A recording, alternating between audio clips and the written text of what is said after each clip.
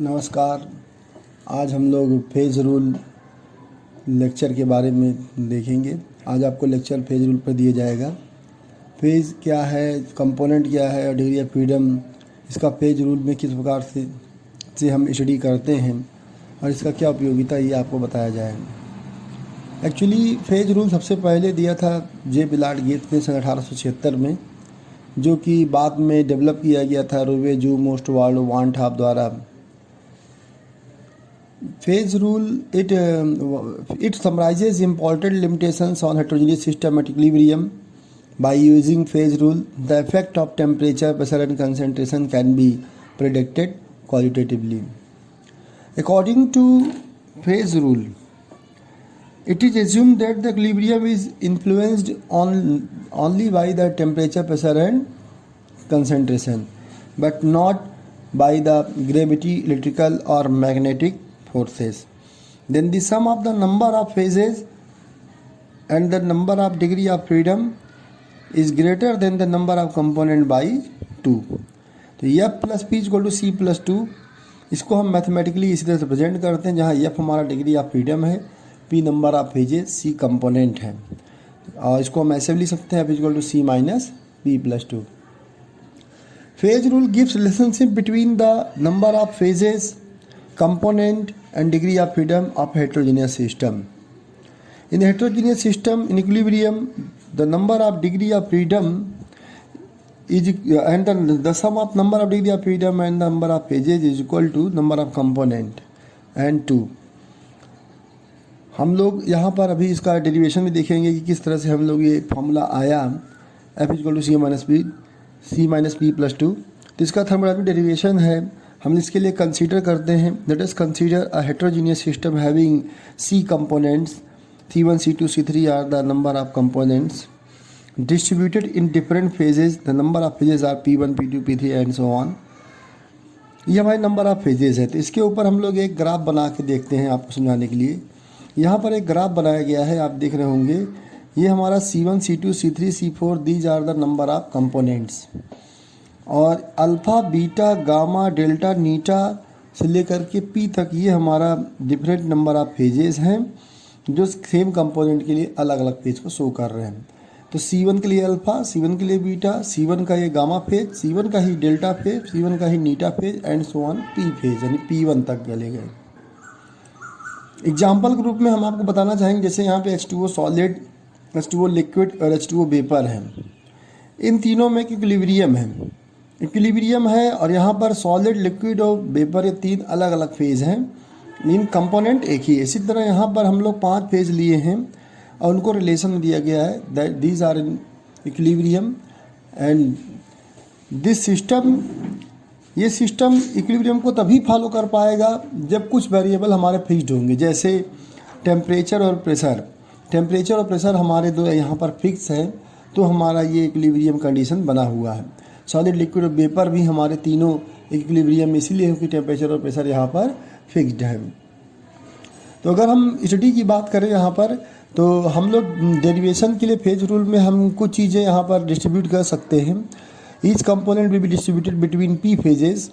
अगर ये भी कह सकते हैं कि for thermal equilibrium between P phases the temperature must be the same for every phase, and for mechanical equilibrium between p phases the pressure must be same for every phase, that is there will be only one value of pressure. For material equilibrium between p phases the chemical potential of component must have the same value in every phase. chemical potential की भी बात अभी हम आगे आप लोगों के साथ करेंगे. तो हम लोग ये डेरिवेशन को करते हैं. ये डेरिवेशन में जो ग्राफ है इसको आगे हम बढ़ाते हैं. इसमें क्या है, हम बेसिकली 2 चीज़ों का स्टडी करते हैं. यहाँ पर 2 चीज़ों में हम सोचते हैं कि डिग्री ऑफ फ्रीडम कैसे निकालेंगे यहाँ पर.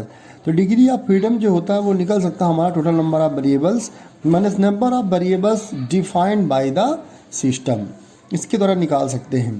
तो टोटल नंबर ऑफ वेरिएबल्स जो हमारा इस ग्राफ के थ्रू हम निकालेंगे, और डिफाइंड बाय द सिस्टम जो हम और भी देखेंगे.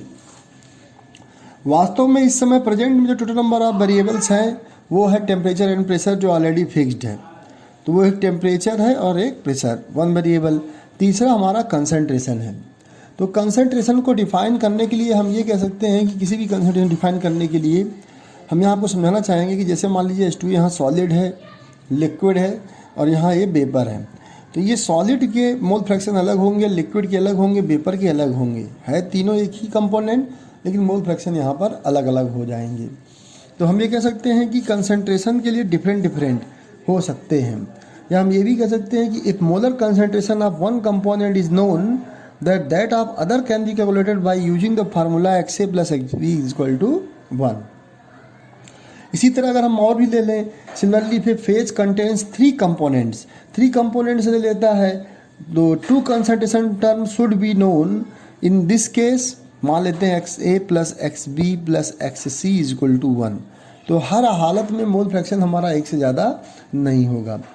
तो हम इसको समझने के लिए इस तरह भी कह सकते हैं कि मान लीजिए इस स्ट्रक्चर में अगर हम देखें तो C1 फेज के लिए अल्फ़ा है, तो अगर हम मान लेते हैं कि X is the mole fraction, X यहाँ पर हमारा मोल फ्रैक्शन है, तो इस मोल फ्रैक्शन के लिए अल्फ़ा फेज के लिए अगर हम निकालेंगे कंसंट्रेशन फॉर अल्फ़ा फेज, तो X1 alpha plus X2 alpha plus X3 alpha and so on, इस तरह से होगा, इसे मोल फ्रैक्शन बोलेंगे। इसी तरह बीटा फेज के लिए भी अगर हम निकालें तो ये हमारा हो जाएगा X1 beta plus X2 beta plus X3 beta dash dash ऐसे। X1 X2 X3 ये हमारे डिफरेंट मोल फ्रैक्शन है फॉर सेम फेज के लिए, अल्फ़ा के लिए। तो चूँकि हम कंसंट्रेशन को डिफाइन से मोल फ्रैक्शन से ही कर सकते हैं, तो इसलिए मोल फ्रैक्शन पर डिपेंडेंट होता है, तो यहाँ X1 हम इस तरह से लिया गया है।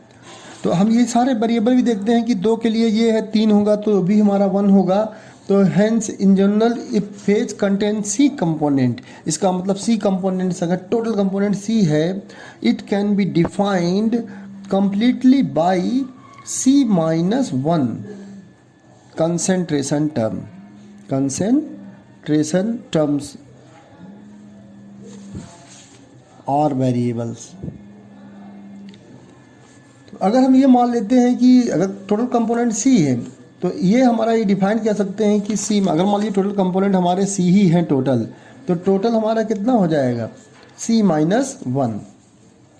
टोटल हमारा इतना इस तरह से आ जाएगा, C माइनस 1 तक आ जाएगा। तो अगर हम और आगे बात करें, ये भी कह सकते हैं कि C माइनस 1 हो गया terms of variable for a complete system having P phase, for a complete system having P phase के लिए हमारा जो टोटल हो जाएगा, टोटल नंबर ऑफ वेरिएबल्स वो हमारे कितने हो जाएंगे, तो हम कह सकते हैं कि total number of variables is equal to P C minus 1, इस तरह से लिख सकते हैं। तो अगर हम देखें तो अभी तक हमारे जो 2 वेरिएबल जो फिक्स्ड थे वो टेम्परेचर प्रेशर 2 के काउंट में थे, तो इसका मतलब जो हमारा ग्रांड टोटल आ जाएगा, टोटल नंबर ऑफ वेरिएबल्स वो हमारा हो जाएगा PC माइनस 1 प्लस 2, इसके बराबर हो जाएगा। तो ये एक रिलेशन हमारा मिल करके आ गया यहाँ पर। दूसरा अब हम इसमें रेस्ट्रिक्शंस की बात करेंगे। यहाँ पर जो 2 स्टैंड है वो stands for temperature and pressure variable. फिर दूसरा पॉइंट निकालते हैं, वो हम नेक्स्ट मान लेते हैं कि रेस्ट्रिक्शन जिसे बोलते हैं मोल फ्रैक्शन। अब मोल फ्रैक्शन की बात करें तो मोल फ्रैक्शन किसी भी कंपोनेंट के लिए, किसी भी रिलेशन के लिए हमारा 1 से ज़्यादा नहीं हो सकता, चाहे वो XA प्लस XB हो, इसके लिए भी 1 होगा, XA plus XB plus XC होगा तो भी 1 होगा। कुल मिला के हम ये कह सकते हैं कि अगर सिग्मा x है तो सिग्मा एक्स आई अल्फ़ा अगर ले लें तो उसके लिए 1, जैसा भी हमने डिस्कस किया, सिर्फ sigma x i beta is equal to भी 1 ही होगा। एक संबंध मान लिया गया है। तो टोटल रेस्ट्रिक्शन जो है वो किसके बराबर हो जाएगा, अगर हम देखना भी चाहें तो टोटल रेस्ट्रिक्शंस जो हैं वो हमारा नंबर ऑफ फेजेस के बराबर होंगे, क्योंकि ग्राफ में जितने नंबर ऑफ फेज हैं उतने ही हमारे रिलेशन होंगे, उससे एक कम रिलेशन होगा, लेकिन जो रेस्ट्रिक्शंस होंगे नंबर ऑफ फेज के बराबर ही होगा। तो नेक्स्ट पॉइंट हम बात करते हैं, the number of variables defined by the system itself, that is the number of relations at equilibrium या रिलेशंस ऑफ इक्विलिब्रियम। तो हम लोग जो यहाँ पर अब जो defined by the system number of variables निकालेंगे दूसरा पेज, वो रिलेशंस के रूप में निकालेंगे, रिलेशंस के टर्म में निकालेंगे। तो रिलेशंस के टर्म में हम देखेंगे कि मान लेते हैं when the heterogeneous system is an equilibrium at constant temperature and pressure the chemical potential of any component will have the same value in all the p phases। इसका मतलब हम ये कह सकते हैं कि किसी भी p फेज के लिए हमारा जो केमिकल पोटेंशियल होगा वो सेम होगा। तो रिस्ट्रिक्शंस के लिए रिलेशंस में सबसे पहला पॉइंट आता है हमारा केमिकल पोटेंशियल। केमिकल पोटेंशियल की बात करें तो जैसे मान लीजिए केमिकल पोटेंशियल का अपने एक फेज का एक ही होता है, जैसे H2O सॉलिड हमने एग्जांपल लिया था और H2O लिक्विड, ये दो हम फेज लिए हैं जो आपस में इक्विलिब्रियम में हैं। तो केमिकल पोटेंशियल अगर इन दोनों का, सॉलिड और लिक्विड का आपस में होने लगेगा तो ये इक्विलिब्रियम को बना नहीं पाएंगे, एक सिस्टम को डिफाइन नहीं कर पाएगा। हाँ, लेकिन केमिकल पोटेंशियल एक फेज का आपस में वो सेम रहेगा और सॉलिड के केस में वही रहेगा और लिक्विड के केस में H2O का अलग रहेगा। अगर हम वेपर भी लेते तो उसमें भी केमिकल पोटेंशियल H2O का वेपर फेज में अपना यूनिक रहता है। तो कुल मिला के हम ये कह सकते हैं कि डिफरेंट हमारे केमिकल पोटेंशियल्स हैं। केमिकल पोटेंशियल्स को हम यहाँ म्यू से डिनोट कर रहे हैं। तो मान लेते हैं फॉर अल्फ़ा फेज या डिफरेंट ले ले for alpha phase, similarly for beta phase, for gamma phase. तो μ1 अल्फ़ा इज इक्वल टू, हम ये भी कह सकते हैं μ1 beta is equal to μ1 gamma is equal to dash dash dash dash, ये हमारा μ1 पी टोटल फेज के बराबर होगा। यानी जो अल्फ़ा बीटा गामा डेल्टा नीटा के बाद पी तक पहुँचे तो μ1 is the chemical potential of C1 at alpha phase, μ2 is the chemical potential of C1 at beta phase, μ3 at gamma phase dash dash dash, μi at P phase. तो कुल मिला के हमारा जो है इस तरह से हमारा एक टोटल बराबर होगा। सिमिलरली अगर हम इसी तरह बीटा के लिए भी ले लें तो μ2 अगर हम ले लेंगे तो मान लेते हैं μ2 ही है, μ2 बीटा के लिए ले लेंगे तो μ2 alpha, μ2 beta, μ2 gamma dash dash, यानी कहने का मतलब ये C2 के लिए। इसी तरह μ3 के लिए हो जाएगा। इन सब के लिए हमारा जो केमिकल पोटेंशियल होगा वो इसी के बराबर ही आएगा। तो यानी हम कह सकते हैं कि chemical potential for alpha phase यानी alpha μi alpha is equal to μi beta is equal to μi gamma, ये सब बराबर होंगे। If one of the is, मान लीजिए इनमें से अगर one of them is taken as a standard value then only two relations are written in the form. कहने का मतलब हो कि अगर हम ग्राफ में देखें, यहाँ ध्यान से देखिए तो अगर यहाँ पे देखेंगे कि C1 के बीच यहाँ पर अगर अल्फ़ा बीटा गामा डेल्टा नीटा 5 थे तो 5 के बीच अगर रिलेशन कितने होंगे, इन दोनों के बीच 1, इन दोनों के बीच 1 2 हो गया, इन दोनों के बीच 3 और इन दोनों के बीच 4, कुल मिला के 5 अगर फेज हैं तो 4 रिलेशन बनते हैं। तो इसका मतलब टोटल नंबर ऑफ रिलेशंस जो होंगे वो नंबर ऑफ फेजेस से 1 कम होगा। तो टोटल नंबर ऑफ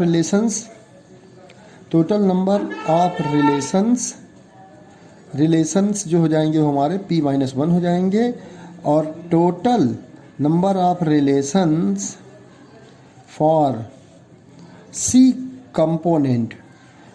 कंपोनेंट के लिए हो जाएगा Cp-1। तो इस तरह से हम कर सकते हैं। तो टोटल नंबर ऑफ रिलेशंस हो जाएंगे हमारे Cp-1, इस तरह से हमारा टोटल नंबर ऑफ रिलेशंस आ जाएगा। इसका मतलब ये कह सकते हैं कि किसी फॉर सिस्टम के लिए अगर 3 फेजेस हैं तो 2 ही रिलेशन हम उसमें भी लिख सकते हैं। Similarly, for a system of 4 phases, 3 equation can be written, and similarly for a p phases, p-1 relations can be written, and for C component, Cp-1 relations can be written.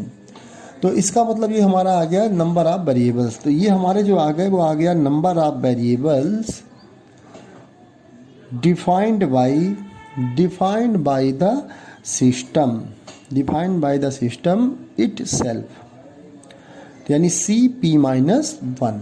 अब जो हमारा formula था, फार्मूले में भी हमने पिछले page में कहा था कि आपको डिग्री ऑफ फ्रीडम कैसे निकालेंगे। डिग्री ऑफ फ्रीडम के लिए था कि टोटल नंबर ऑफ वेरिएबल्स जो पहले वाले से आया और number of variables defined by the system. हम इस चीज़ को फॉलो करते हैं। तो यहाँ पर अगर लिखेंगे तो इस जगह हम देखेंगे कि degree of freedom is equal to total number of variables calculated minus number of variables defined by the system। जब हम इसमें वैल्यू पुट करते तो टोटल नंबर ऑफ वेरिएबल्स हमने कितना निकाला था, पी सी माइनस 1 प्लस 2। ये तो total number of variables calculated, जो पिछले पेज में निकाल चुके हैं फर्स्ट पॉइंट से।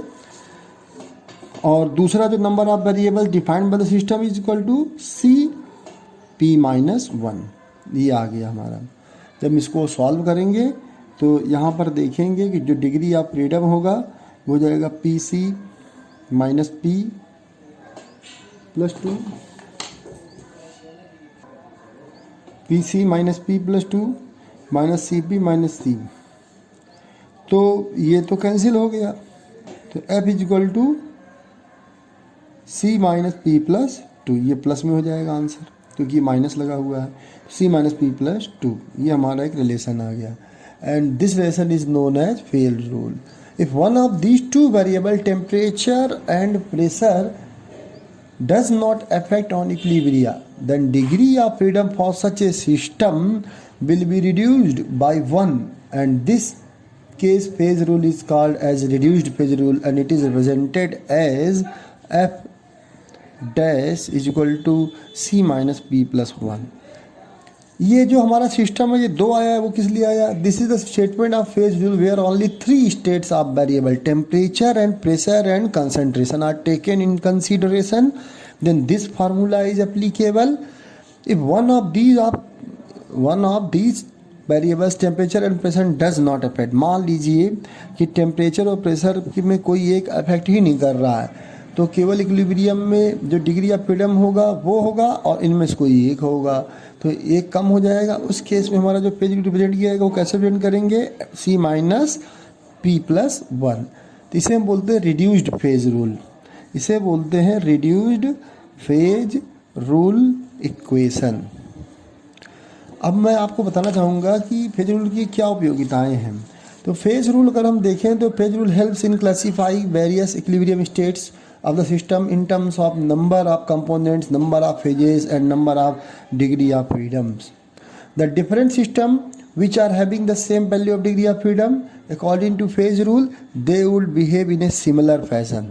ये हमारे कुछ एग्जाम्पल हैं, या हम कह सकते हैं कि फेज रूल एक एप्लीकेशन है। कि फेज रूल हम ये भी कह सकते हैं कि phase rule applicable to physical and chemical equilibria irrespective of the nature of amounts of the substance का अमाउंट का नेचर कैसा है ये जानते हुए भी वो फिजिकल और केमिकल इक्विलिब्रियम के लिए लागू होता है। मान लीजिए by using phase rule we can predict whether under a given set of conditions a number of substances taken together would remain in equilibrium as such और would involve interconversion elimination of some of them substances. तो कुल मिला के हम ये कह सकते हैं कि फेज रूल की हमारी कुछ लिमिटेशंस भी है। ये तो हमारे एडवांटेजेस थे, जो एप्लीकेशंस थे। तो फेज रूल हमारे लिए बहुत हेल्पफुल है, ये क्लासीफाई करने के लिए इक्विलिब्रियम स्टेट है सिस्टम में कि नहीं है, number of component degree of freedom कितने हैं ये जानकारी के लिए है, वो आपस में सिमिलर फैशन में है या नहीं है, या हम कैसे फेज रूल कैसे डिफाइन कर सकते हैं किसी सिस्टम को कि कौन कौन से वेरिएबल वास्तव में इस पर एप्लीकेबल हैं। तो लिमिटेशंस अगर हम देखें तो phase rule applies only to a single equilibrium and does not tell us about another equilibrium in the system. Phase rule का जो इक्वेशन है F is equal to C minus P plus 2 only having variables when the number of variables change the equation also will be reduced. Phase rule deals with macroscopic system only and it does not tell us anything about the molecular structure। Molecular structure के बारे में नहीं बताता phase rule.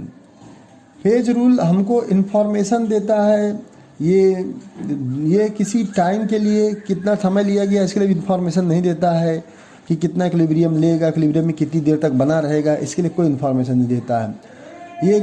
और अगर हम इसके last application का जो ड्रॉबैक है या लिमिटेशन की बात करें, the phase rule also does not give any information regarding the amount of any phase under equilibrium.